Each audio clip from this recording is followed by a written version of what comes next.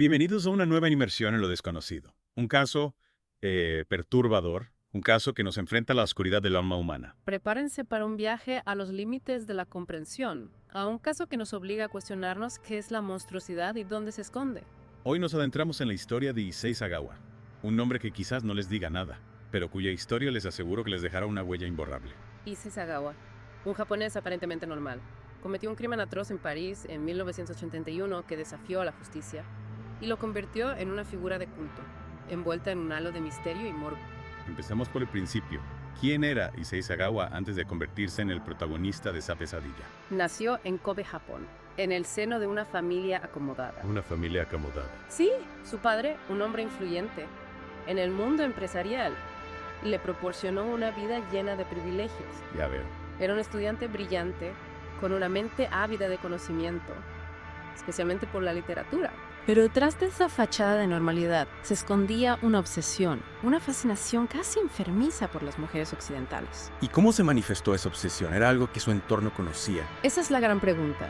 Lo que sabemos es que durante sus años universitarios en Japón, Sagawa intentó asaltar a una mujer, Una mujer. a Limana, un primer atisbo de la oscuridad que albergaba en su interior, un anticipo de la tragedia que se avecinaba. Escalofriante. Un acto que nos revela una mente perturbada. Una pulsión contenida que acabaría estallando de la forma más terrible. Exacto. Años más tarde, Sagawa se trasladó a París para estudiar literatura inglesa en la Sorbona. Allí conoció a René Hartevelt, una joven estudiante holandesa, que se convertiría en la víctima de su obsesión. René Hartevelt. Sí. El 11 de junio de 1981, Sagawa invitó a René a su apartamento, con el pretexto de discutir sobre literatura. Lo que ocurrió después escapa a cualquier lógica, a cualquier atisbo de humanidad. Esa noche, Sagawa perpetró un acto que nos hiela la sangre. Disparó a René en la nuca, con un rifle. La premeditación, la frialdad con la que actuó, nos hace preguntarnos qué demonios se escondían en la mente de este hombre. Sus propias palabras nos acercan a ese abismo de horror. Sagawa confesó que quería absorber la energía de René, que la veía como la encarnación de la belleza, la vitalidad, todo aquello que él sentía que le faltaba. Absorber su energía. Sí, un complejo de inferioridad llevado al extremo.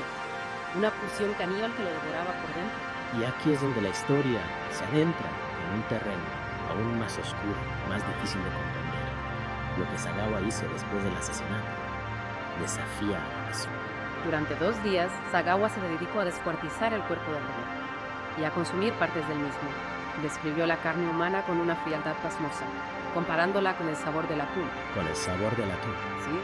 Sus palabras, desprovistas de cualquier emoción, nos enfrentan a la monstruosidad de su mente. Un acto abominable que nos obliga a preguntarnos, ¿qué lleva a un ser humano a cometer semejante atrocidad? ¿Qué nos dice la psicología sobre la mente de un caníbal? Los expertos han intentado durante décadas desentrañar las motivaciones de Sagawa. Algunos lo diagnosticaron con un complejo de inferioridad extremo, argumentando que su deseo de consumir a René estaba ligado a una necesidad patológica, de absorber sus cualidades, de apropiarse de aquello que él consideraba superior. Pero a pesar de la brutalidad del crimen, Sagawa no pasó el resto de su vida en prisión, ¿verdad? ¿No? Fue detenido cuando intentaba deshacerse de los restos de René, en el bosque de Boulogne. Se le declaró legalmente insano y fue recluido en un hospital psiquiátrico, en París. Si se le declaró insano, ¿cómo es posible que recuperara su libertad? ¿Qué hilos se movieron en la sombra para que este monstruo volviera a las calles? La figura del padre de Sagawa fue clave en este giro de los acontecimientos. Un hombre poderoso, con importantes contactos, logró que su hijo fuera extraditado a Japón. Sí, donde fue internado en un centro psiquiátrico. Sin embargo, su estancia en la institución fue breve. Fue dado de alta al año siguiente y puesto en libertad. Es decir, Issei Sagawa, un hombre que había confesado haber asesinado y canibalizado a una joven, volvía a ser libre. ¿Cómo reaccionó la sociedad japonesa ante este hecho? La reacción fue desconcertante, lejos de ser rechazado.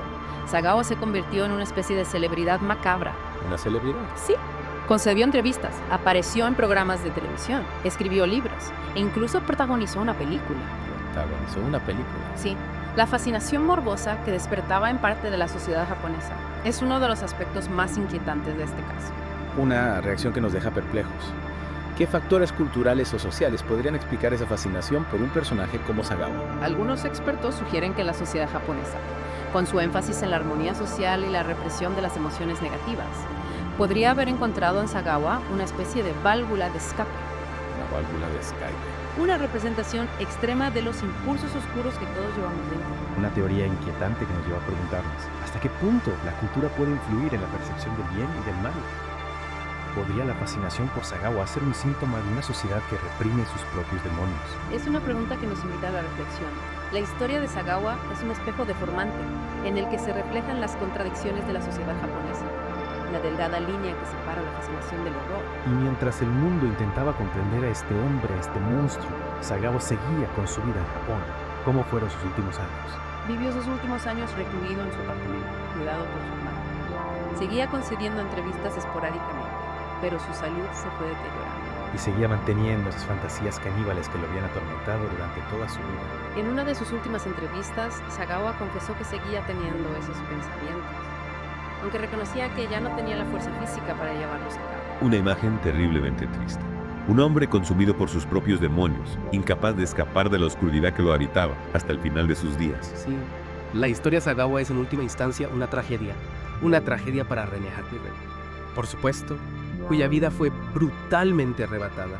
Pero también es una tragedia para el propio Sagawa, un hombre atrapado en una prisión mental de la que nunca pudo liberarse. Issei Sagawa falleció en 2022, a la edad de 73 años, a causa de una neumonía. Su muerte cerró un capítulo oscuro en la historia criminal, pero dejó tras de sí un sinfín de preguntas sin respuesta. En efecto, el caso de Sagawa nos recuerda que la mente humana es un laberinto complejo y a veces aterrador. Nos obliga a confrontar nuestra propia oscuridad, al reconocer que el mal puede manifestarse en las formas más inesperadas. Y que en ocasiones la justicia terrenal no es suficiente para castigar los crímenes más atroces. La historia de Sagawa es un recordatorio de que algunos monstruos caminan entre nosotros, ocultos a plena vista. Y que la línea que separa la cordura de la locura es a veces tan fina que apenas podemos distinguirla. La historia de Issei Sagawa es sin duda una de las más escalofriantes y complejas que hemos explorado en The Deep Dive. Un caso que nos ha llevado a los rincones más oscuros de la mente humana, a cuestionarnos nuestra propia capacidad para comprender el mal. Y lo que hace este caso aún más inquietante es la aparente normalidad de Sagawa. Era educado, articulado, incluso carismático. Difícilmente encajaba en el estereotipo del monstruo despiadado. Exacto. Y esa es precisamente la parte más aterradora. La idea de que la maldad puede esconderse tras una fachada de normalidad. De que cualquiera, incluso nuestro vecino amable, podría albergar impulsos oscuros en su interior. Es una reflexión que nos deja un sabor amargo, sin duda. Pero creo que también es importante destacar la valentía de René Hartwig, la víctima de esta tragedia. Su historia no debe ser olvidada, su nombre debe ser recordado. Totalmente de acuerdo. René era una joven brillante, con toda una vida por delante. Es fundamental honrar su memoria y no permitir que su historia se pierda en la sombra de la macabra figura de Sagawa. Y a pesar del horror de este caso, creo que podemos extraer algunas lecciones valiosas. Por un lado, la importancia de estar alerta, de no ignorar las señales de alarma, incluso cuando provienen de personas que parecen inofensivas. Sí, a veces tendemos a minimizar las señales de violencia o de comportamiento perturbador, sobre todo cuando se trata de personas de nuestro entorno cercano. El caso de Sagawa nos recuerda que no debemos bajar la guardia, que la maldad puede manifestarse en cualquier momento, en cualquier lugar. Recordemos también que el crimen de Sagawa tuvo un impacto notable en la cultura popular, especialmente en el mundo de la música. Bandas como los Stranglers, Rolling Stones e incluso la banda de death metal Cannibal Corpse se inspiraron en su caso para componer canciones. Cannibal Corpse. Sí, la película Wakizumi, Chishokuseme de Isayasu Sato, en la que Sagawa hace un cameo. También es una muestra de la fascinación morbosa que despertaba su figura. Es decir, que la historia de Sagawa, lejos de ser olvidada, ha sido revisitada y reinterpretada en diferentes ámbitos artísticos. Una muestra más de la complejidad de este caso, de la mezcla de horror y fascinación que despierta en el imaginario colectivo. Y hablando de explorar la mente de Sagawa, no podemos olvidar el documental Caniba, de 2017, dirigido por Lucien Castell-Taylor y Verena Parra. Caniba es un documental perturbador, sin duda. Los directores pasan mucho tiempo con Sagawa y su hermano menor, Jun. En su apartamento en Tokio no hay narración, solo imágenes y diálogos a menudo incómodos. ¿Qué nos revela ese documental sobre Sagawa que no supiéramos ya? ¿Logra arrojar algo de luz sobre sus motivaciones, sobre su forma de pensar? Caniba no ofrece respuestas fáciles. De hecho, creo que su objetivo es precisamente incomodar al espectador, confrontarlo con la monstruosidad de Sagawa sin filtros, sin juicios morales preestablecidos, la crudeza de las imágenes, la frialdad de sus palabras. Nos sumergen en un abismo de horror del que es difícil salir indemne. Se podría decir que Caniba es una experiencia más sensorial que intelectual, ¿verdad? Nos obliga a enfrentarnos a la presencia física de Sagawa, a su mirada, a sus palabras, sin intentar explicar o justificar sus actos. Exactamente. Es una experiencia cinematográfica que se queda grabada en la memoria, que nos hace reflexionar sobre la capacidad humana para el mal, sobre los límites de nuestra comprensión. Y volviendo al tema de la justicia, fue justo que Sagawa disfrutara de una libertad que le fue negada a su víctima. ¿Cómo debería la sociedad lidiar con la enfermedad mental? Especialmente cuando se trata de crímenes violentos. Esas son preguntas que nos interpelan a todos como sociedad. ¿Cómo encontrar un equilibrio entre la justicia y la compasión? Entre la necesidad de proteger a la sociedad y la obligación de brindar ayuda a quienes sufren trastornos mentales. El caso de Sagawa nos confronta con un dilema moral, con la fragilidad de nuestro sistema judicial ante la complejidad de la mente humana. Sin duda. Y nos recuerda que la línea que separa la normalidad de la locura, la razón del horror, puede ser mucho más delgada de lo que pensamos. Y si analizamos el caso desde la perspectiva legal, vemos cómo la figura de la insanidad mental juega un papel crucial. Sagawa fue declarado legalmente insano, lo que le permitió eludir la prisión. Fue una decisión justa. Es un tema complejo que abre un debate ético y jurídico de gran calado. ¿Cómo se define la insanidad mental? ¿Hasta qué punto una persona con trastornos mentales puede ser considerada responsable de sus actos? El caso de Sagawa nos obliga a cuestionarnos la eficacia de nuestro sistema judicial. A la hora de lidiar con la complejidad de la mente humana, es la reclusión en un centro psiquiátrico una solución justa para aquellos que cometen crímenes atroces amparados en la insanidad. Sin duda es un dilema que nos enfrenta a la fragilidad de la justicia, a la dificultad de encontrar un equilibrio entre el castigo y la rehabilitación. Y nos lleva a preguntarnos si realmente se hizo justicia para René Hartel, cuya voz fue silenciada para siempre por la locura de Sagawa. Su historia no debe ser olvidada. Totalmente de acuerdo. La memoria de René debe ser honrada. Su nombre debe resonar como un recordatorio de la tragedia que se esconde tras el misterio de este caso. A pesar del horror, creo que podemos extraer una lección de este caso. La importancia de estar alerta, de no ignorar las señales que nos alertan de un comportamiento perturbador, incluso en aquellos que parecen inofensivos. A veces tendemos a minimizar las señales de violencia, a justificar lo injustificable.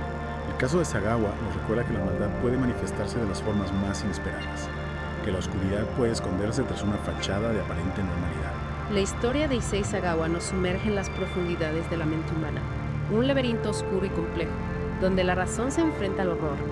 Un caso que nos deja con más preguntas que respuestas, con una sensación de inquietud que persiste mucho después de conocer los detalles. Sin duda un caso que desafía nuestra comprensión del mundo, que nos obliga a confrontar la fragilidad de la mente humana, la delgada línea que separa la cordura de la locura. Y así con este escalofrío en la espalda llegamos al final de nuestra inmersión en el caso de Issei Sagawa. Esperamos que les haya resultado tan fascinante como inquietante.